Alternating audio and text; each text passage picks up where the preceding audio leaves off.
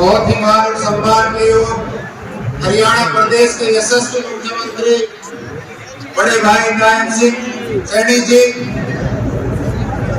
Bharatiya Janata party के सभी यशस्वी कार्यकर्ता, नेतागण, सम्मानित मंच, साथियों, आज हमारे बीच में हमारे प्रदेश के मुख्यमंत्री आदरणीय नारायण सिंह सैनी जी तशरीफ फरमा है और आप लोगों से अपील करने के लिए आए हैं कि 2024 का इलेक्शन आ रहा है, चल रहा है, 25 मई को हमारे यहाँ पर वोट डलने हैं। उसके लिए आप भारतीय जनता पार्टी के प्रत्याशी राव इंद्रजीत सिंह के लिए वोट डालें। साथियों, मैं तो आप लोगों से एक ही अपील करूंगा कि मेवात के ऊपर जहां पिछड़ेपन का धब्बा लगा रहता था, वही भारतीय जनता पार्टी ने हमारे पूर्व में मुख्यमंत्री रहे आदरणीय मनोहर लाल जी खट्टर ने मेवात के ऊपर से वो पिछड़ेपन का धब्बा हटा दिया।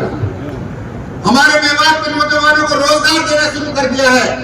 जहां आप अच्छी तरीके से जानते हैं कि गरीब आदमी का बच्चा कभी रोजगार नहीं मिलता था, उसको बड़े बड़े लोगों के, बड़े बड़े जो पैसे वाले लोग थे, उनके बच्चों को रोजगार मिलता था और मेवात के गरीब किसान का बच्चा एक तरफ रह जाता था। लेकिन आज भारतीय जनता पार्टी ने और आदरणीय मनोहर लाल जी खट्टर ने जो पॉलिसी बनाई है, उसका अगर किसी को फायदा हुआ है तो सबसे ज्यादा मेवात के बच्चों को, मेवात के नौजवानों को हुआ है।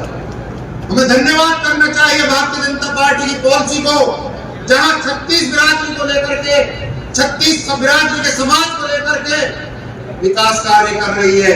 चाहे पीने के पानी की बात हो, चाहे अस्पतालों की बात हो, चाहे बच्चों को रोजगार की बात हो, चाहे शिक्षा की बात हो, जहां भारतीय जनता पार्टी ने हमारे पुराना क्षेत्र में गर्ल्स कॉलेज देने का काम किया और विकास कार्य करवाने का काम किया, वही पिछली सरकारें हमारे यहाँ सिर्फ वोट लेकर के चली जाती थी और पीछे मुड़ करके नहीं देखती।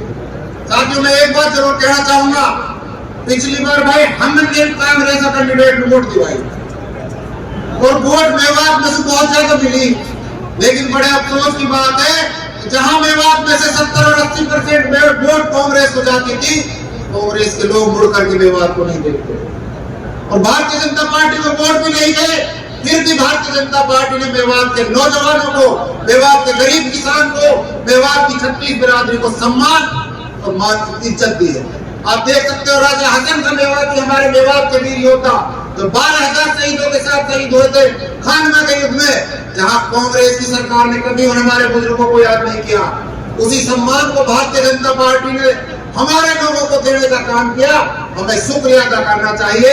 साथियों, टाइम बहुत कम है क्योंकि माननीय मुख्यमंत्री जी को आगे भी कई प्रोग्राम है।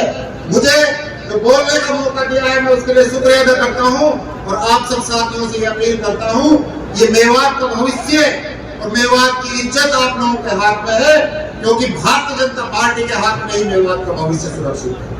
साथियों, मैं बार बार यही अपील करूंगा, इस बार हमें भारतीय जनता पार्टी के कैंडिडेट को ज्यादा से ज्यादा वोटों से मेवात से जिता करके भेजना है और इस भारतीय जनता पार्टी की जीत में हमें हिस्सा रखना है।